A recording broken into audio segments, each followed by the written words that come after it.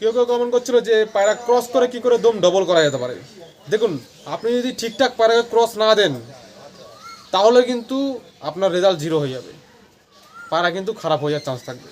ওর জন্য কী করে ক্রস দেওয়া যেতে পারে, সঠিক ক্রস করার নিয়মটা আপনার জানা রাখা দরকার। আজকের ভিডিওতে যারা নতুন আসছেন পায়রা প্রেমীরা আমার ভিডিও দেখছেন, একদম সহজভাবে বলে দেবো, যাতে করে আপনারা যে কোনো জোড়া দিয়ে ভালো দমের বাচ্চা বের করতে পারেন। যারা ক্রস করে তারা কিন্তু একটা জিনিসই ভাবে যে পায়রার দমটা যেন বেশি আসে। তো চলো আজকে একদম পুরো ক্লিয়ার করে দিচ্ছি। একটা জিনিস আমি বলে দিচ্ছি, যে কোনো পায়রার মধ্যে নেগেটিভ এবং পজিটিভ দুটো দিকই আছে। ক্রস করলে তার ফায়দা এবং লোকসানগুলো আমি প্রথমে বলে দিচ্ছি, ভালো করে শুনে নেবেন। দেখুন, যে কোনো পায়রা ক্রস করলে অবশ্যই দম আপনি বেশি পেয়ে যাবেন। ক্রস করলে যে কোনো ব্রিডের ক্রস করেন না কেন আপনি দম বেশি পেয়ে যাবেন। হ্যাঁ, তারপরে পায়রা গুড লুকিং পেয়ে যাবেন, হ্যাঁ, পায়রা হচ্ছে নতুন জাত পেয়ে যাবেন, আপনি একটা নিজের থেকে জাত তৈরি করতে পারবেন। তো এরকমই কিছু ফায়দা আছে। এইবার যে সমস্ত নেগেটিভ পয়েন্টগুলো সেগুলো শুনে নিন ভালো করে। পজিটিভ থাকলে নেগেটিভ তো শুনতে হবে। যে কোনো পায়রা যখন ক্রস করে দম বাড়াবেন, দমটা বেশি পেয়ে গেলেন, কিন্তু পায়রা যত দম বাড়াবেন, যত দম বাড়বে তত কিন্তু তার নজরে ঘাটতি আসে। এর জন্য দেখবেন হাই ফ্লাইং পায়রাগুলোর মধ্যে বিদেশি যে সমস্ত পায়রা বিশাল দম করে ওই সমস্ত পায়রা নজর কিন্তু কমা থাকে।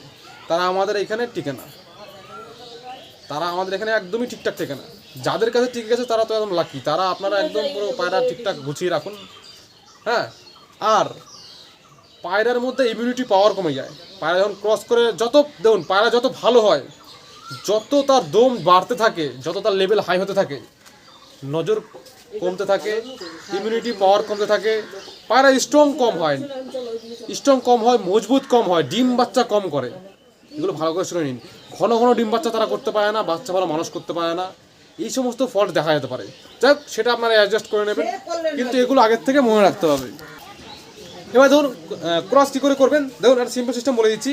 ক্রস করার ক্ষেত্রে আপনার যে কোনো একটা ভালো পায়রা দরকার। ভালো পায়রা বলতে কি, ভালো একটা জাতের পায়রা দরকার, যে কোনো জাত হোক না কেন, একদম সেই জাতের মধ্যে সে যেন পিওর থাকে, একদম পিওর পাক্কা ব্লাড লাইনের পায়রা। জাতের পায়রা বুঝতে পারছেন তো, ব্লাড লাইন জাত করে সবাই। হ্যাঁ, ব্লাড লাইন কী জিনিস আমি ভিডিওটা দিয়েছি, আর দেখে আসবেন, মারাত্মক লেভেলের ভিডিও দিয়ে দিয়েছি, ওটা দেখলেই আপনি বুঝতে পারবেন ব্লাড লাইন কী জিনিস। তো যে কোনো একটা ব্লাড লাইনের পায়রা আপনার প্রথমে থাকতে হবে, তার সাথে আপনি যে কোনো একটা পায়রা জোড়া দেবেন, তাহলে হচ্ছে ক্রস হয়ে যাবে। ক্রস করার সময় যে জিনিসগুলো দেখতে হবে আমি বলে দিচ্ছি, আপনারা ভালো করে, যারা নতুন আছেন অবশ্যই দেখে নিন। হ্যাঁ, দেখুন যারা নতুন আছেন আমি তাদেরকেই সবথেকে বেশি হেল্প করার চেষ্টা করি, যাতে কিনা তারা না ঠকে এবং ভালো কিছু রেজাল্ট পেয়ে যায় কম সময়ের মধ্যে। সবার প্রথমে একটা জিনিস খেয়াল করবেন, যে সমস্ত পায়রা ওজন বেশি সে সমস্ত পায়রাকে ক্রস করবেন না, অ্যাভয়েড করবেন। ক্রস করতে গেলে নির্বাচন করতে হবে আগে, যে কাদেরকে ক্রস করলে পরে সেখান থেকে ভালো রেজাল্ট পাওয়া যেতে পারে। ঠিক আছে, নির্বাচনটা শিখে যান, সঠিক নির্বাচন, তাহলে আপনার ইজি হয়ে যাবে। ওজন মোটা ক্যান্সেল, ওইখানে ক্রস করতে যাবেন না, অনেক ঝামেলা পড়বেন। কিন্তু ওজন আপনার পায়রা ভালো হতেই পারে। ধরুন একটা পায়রা আপনি কিনবেন ক্রস করার জন্য বা যাই হোক, ওজন বেশি হলে দেখা গেলো পায়রা খুব ভালো পায়রা, কিন্তু যখন ক্রস করতে যাবেন, ক্রস করে তো আপনার দম ডবল করতে চান, তাই না? তাহলে কিন্তু ওজনটাকে ওইখানে পরে রাখতে হবে, ওজনেরটা পরে, ওটা অ্যাভয়েড করতে হবে। কী নিতে হবে, একদম সোলার মতো হালকা পায়রা নিতে হবে, আর ফিটনেস নিতে হবে। আর বিশাল স্ট্রং থাকতে হবে, ফিটনেস থাকতে হবে, সোলার মতো হালকা থাকতে হবে। এইবার আরেকটা জিনিস বলে দিচ্ছি, দম ডবল করতে গেলে পায়রা আপনি একটা জিনিস দেখে নেবেন, ল্যান্ডিং দেখে নেবেন পায়রার মধ্যে। পায়রা যেন নিচে নামতে না পারে সহজে, চালের থেকে হোক বোমের থেকে হোক, সহজে যেন নিচে নামতে না পারে। আর সব থেকে একটা জিনিস শুনবেন, যে সব ওস্তাদরা বলে যে ক্রস করতে গেলে নর মাদির সবসময় আলাদা আলাদা পয়েন্ট থাকা দরকার। এবার এগুলো হচ্ছে যখনই আলাদা আলাদা আপনি জোড়া দেবেন না নরমাদি, ওটা হয়ে যাচ্ছে ব্যালেন্সের মধ্যে, কিন্তু ওই ব্যালেন্স করলে পরে অতটা ভালো আমাদের দেশি ব্লাড লাইনের মধ্যে রেজাল্ট আমি দেখিনি। হ্যাঁ, তো ওটা নিয়ে আমি বলছি না। আপনারা কী করবেন, যে কোনো একটা জাতের পায়রা নেবেন এবং সেটা অবশ্যই ওজন হালকা থাকতে হবে, ফিটনেস থাকতে হবে, এটা প্রথমে মানবেন। পায়রা যেন নিচে নামতে না পারে, তার সাথে যে কোনো একটা হালকা ভালো পায়রা জোড়া দেবেন, এটা ভালো করে বুঝে নিন। এর বাইরে অন্য কিছু করলে কিন্তু সমস্যা হয়ে যাবে। আপনি যে জাতের পায়রাটা নির্বাচন করছেন ওটা যেন হালকা থাকে, সহজে যেন নামতে না পারে। ঠিক আছে, তার সাথে আপনি যে কোনো একটা ভালো পায়রা জোড়া দেবেন, তারও যেন ওজন হালকা থাকে। ওজন আনলে হবে না, ওজন ক্রস করতে গেলে ওজন কমাতে হবে। আপনারা এই জিনিসটা অনেক মানুষ ভুল করে, নতুন যারা পুষছে ভালো পায়রা আনছে ঠিকই, কিন্তু এই জিনিসটা ভুল করে, তো হালকার সাথে হালকা জোড়া দিয়ে দেবেন ক্রসের ক্ষেত্রে।